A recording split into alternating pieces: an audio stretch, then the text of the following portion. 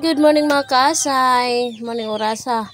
It's 7:30 plus pa man siguro ni wala pa siya 8. So musayo-sayo may karon og simba kay amo man lagi ang song offering sa offertory number sa church. So ginalmo sayo mi. So naggunit ko ni Nigel naglisod man jud ko og video eh.